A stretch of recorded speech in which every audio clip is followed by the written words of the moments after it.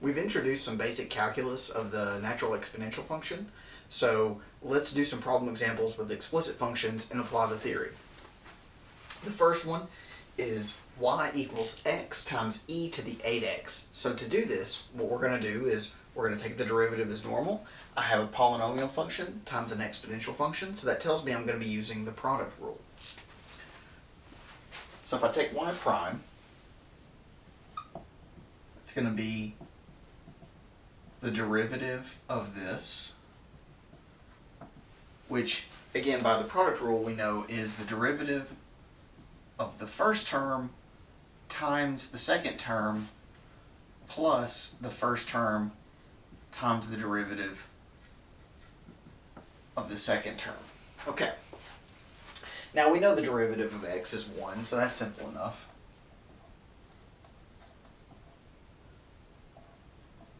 And we know that's x. Now the derivative of e to the 8x. Now remember that the derivative of e to something is e to the something times the derivative of the something. But we know that the derivative of 8x is just 8. So we have e to the 8x plus 8x e to the 8x. So this is a perfectly fine answer. However, a lot of times you'll see that factored out. So you'll see e to the 8x 1 plus 8x. That's a very common way to see that written. Okay, so let's move on. Our next problem involves several terms here. We have x squared e to the x minus 2x e to the x plus 6 e to the x. Now, there's a couple ways to do this. We could use a product rule a bunch of times, and that would be fine to do. But what might make more sense is to rewrite this in a convenient way before we take our derivative to make our lives easier. So before we take a derivative, let's say f of x is e to the x squared minus 2x plus 6. Let's write it like that. And the reason we want to do that is now we have a product of two functions, and we can use our product rule in a way that prevents us from having to do a product rule on each term. And this one you don't really need a product rule. But anyway, if I do f prime, that's going to be the derivative of the first term and hold the second term constant, plus hold the first term constant times the derivative of the second expression. Okay, well we know that the derivative of e to the x is just e to the x. So that makes things very convenient. What that tells me is I really don't have to touch this term. Now, the derivative of this, we know how to do that. That's very easy. That's just 2x minus 2. And now what we see is e to the x is common to both of these. So I have x squared minus 2x plus 6 minus 2x, plus 2x minus 2. And combining all of those together, I get e to the x squared plus 4. Which is, again, a lot cleaner than having to do this manually.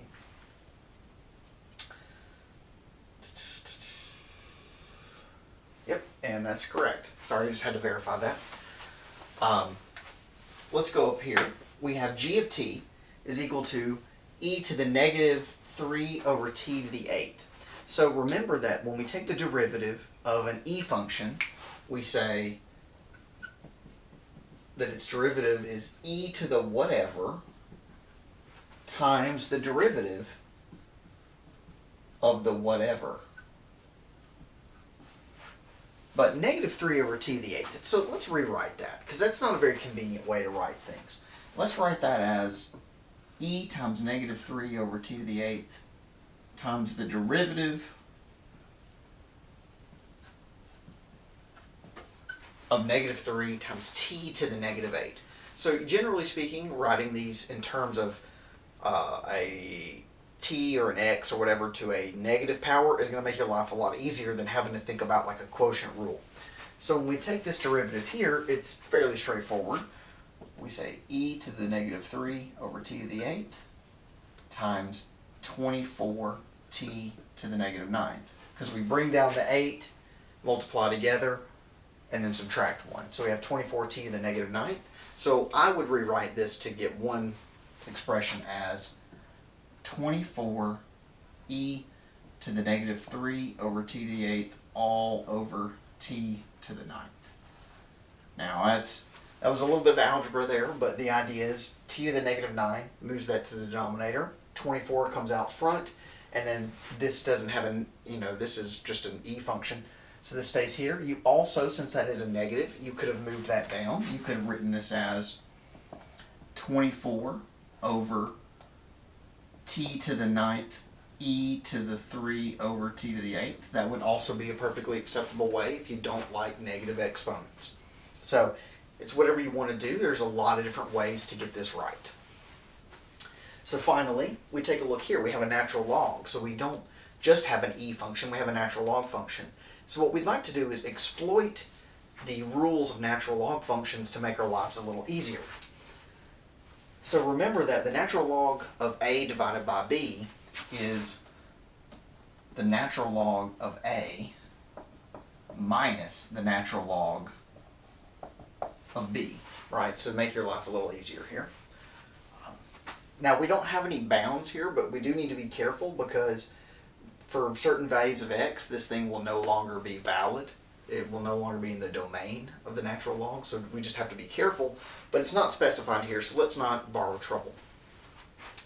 So then when we take y prime, remember that the derivative of a natural log is 1 over whatever's in the natural log times the derivative of the whatever.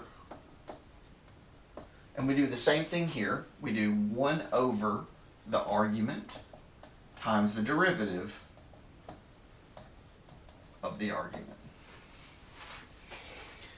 Now, we know that the derivative of 7 is 0, and the derivative of e to the x is just e to the x. So we have e to the x over 7 plus e to the x. And then the derivative of 7 is 0. The derivative of e to the x is e to the x, but we do have this negative here, but remember that's just like a negative 1, so we can pull it out. So it will also cancel the negative 1 that is here, so you end up with a positive e to the x over 7 minus e to the x. So this is a way to write this. If you wanted to combine this, that would be fine too. But I'm perfectly fine with this answer.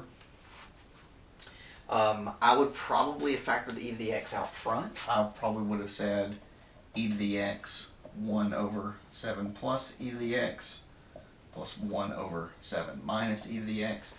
Now, if you wanted to get a common denominator, that would also be fine. So the common denominator is just going to be 7 plus e to the x, 7 minus e to the x. So you end up with e to the x 7 minus e to the x plus 7 plus e to the x or 7 plus e to the x 7 minus e to the x. Those e to the x's cancel, so we have 14 e to the x over 49 minus e to the 2x. Now that's a lot of work there. And you might ask yourself, well, how did you get e to the minus 2x? Well, what you find is you do 7 times 7 is 49. 7 times negative e to the x cancels with e to the x times 7. So that middle term cancels, and you have e to the x times e to the x with a negative in front. So you have e to the x, e to the x. And if you remember the rules of exponents there, you can add the exponents to get e to the negative e to the 2x. So this is how I would write this. There's no way to simplify this. These e's can't cancel because they have to be common to every term for them to cancel. So this is your answer, and hopefully this is helpful for any problems you're encountering.